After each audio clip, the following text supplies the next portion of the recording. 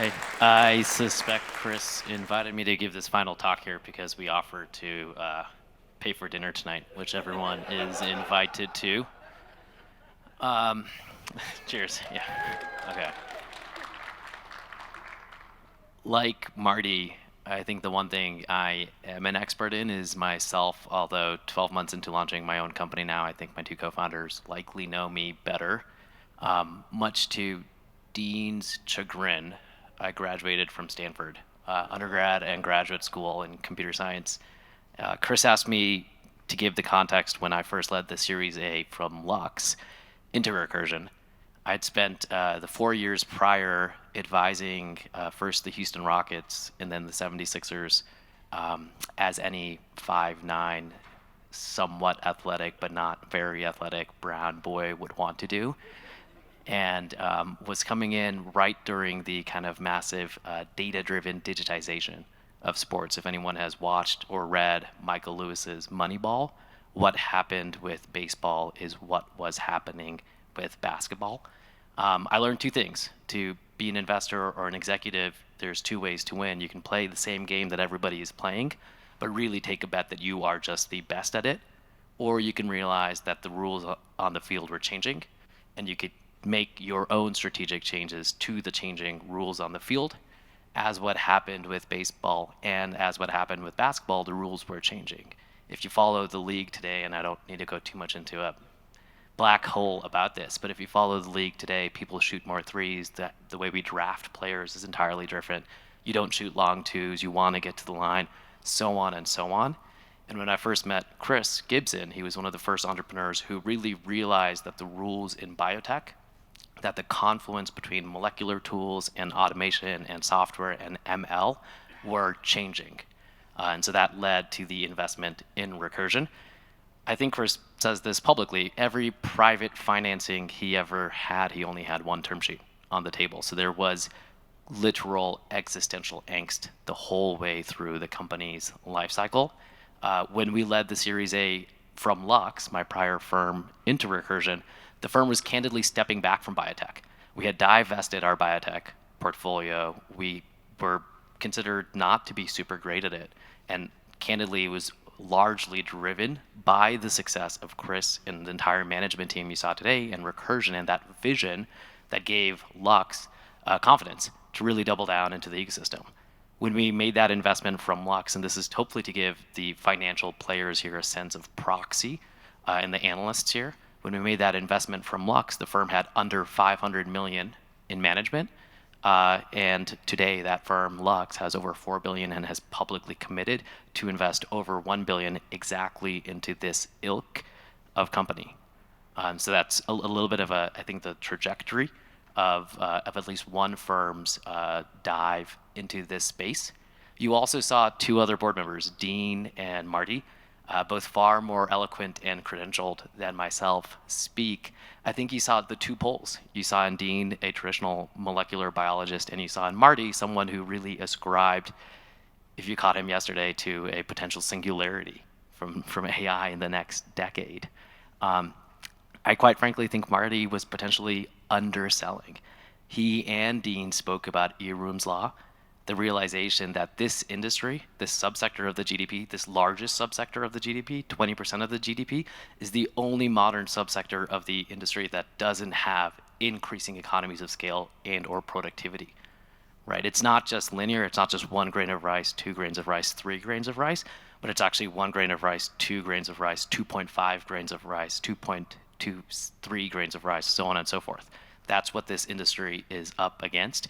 And our realization is, quite frankly, not only on the ML and automation and software side, which does draw a lot of the headlines and the attention, but the realization that every assay of merit, when you all walked across in those demos today, does follow Moore's law, exponential curves in cost and scale and fidelity and reproducibility. And the modern lab today is the largest generator of data after only the hyperscalers. If you go and talk to any of the execs at Microsoft, Snowflake, Amazon, Google, so on and so forth, they are all, as my partner Nan would say, following the petabytes, and they all have their eyes and ears exactly here and are looking at the Recursions of the world. I'll come back to recursion in a second, but I don't think this is super theoretical anymore. If you go to any of the leading molecular labs, not just Dean's lab at University of Utah, but maybe you can go to Stanford, maybe you can go to Harvard, Yale, so on and so forth, all of them today are practicing distributed TensorFlow in ways that maybe 5 years ago were very, very, very rare, and in 10 years ago were absolutely null. Conversely, if you go to any of the leading cloud computational companies, the Googles, the OpenAIs, the DeepMinds, the Meta AIs, the D.E. Shaw researchers, the so on and so forths of the world, they're all one by one individually building their own wet bench capabilities. They're attacking with increasing traction. It's not just AlphaFold, it's many other problems, but they're attacking with increasing traction biology and chemistry's most vexing problems. Recursion is at the forefront, and it's the leader in this space, and it's really the only company that's attacking it in, I think, a sophisticated manner. But the question of, is this possible? It's no longer really a theoretical exercise. It's very much so, the existence proofs are here. For anybody, I think, with a discerning eye, you can look and you can see what's possible. Capital markets, as you all know, are the lagging indicator. And capital markets today are still very much so reflective of biology and technology from 2 or 3 decades ago. That's not surprising. It always has been the case. And I think the analogy that's easiest, at least for me, to think about as a millennial is the cloud. If you look at kind of the first cohort of cloud companies that went public in 03, 04, 05, and 06, for the first 2 or 3 or 4 years, they were largely valued as on-prem software companies. The KPIs, the waypoints, the goalposts that management teams and boards set up those companies against were different than how analysts reviewed them, and were different than how investors invested in them. It took a while for there to be a standardization of vocabulary, and I think that's where we are in this moment in time with tech-enabled bio and biotech. There's a lot of fear and anxiety, certainly especially in this bear market. I will use, with a little bit of humility, our own fund as hopefully a positive breadcrumb for everybody here. If you remove rxrx.ai from your web browser and go to dimensioncap.com. we just launched today.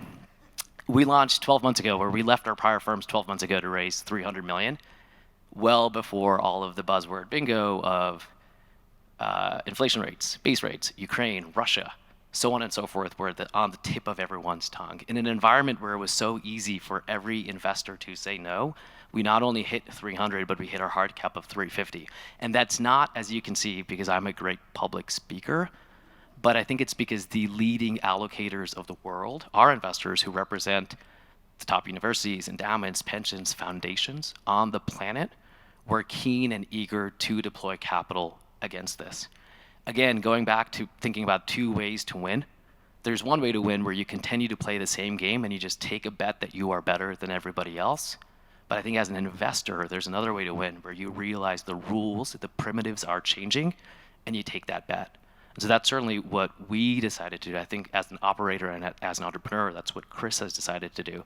But I encourage others to think about taking that bet with us, because I think fundamentally, the primitives are all there, and this is no longer a theoretical exercise.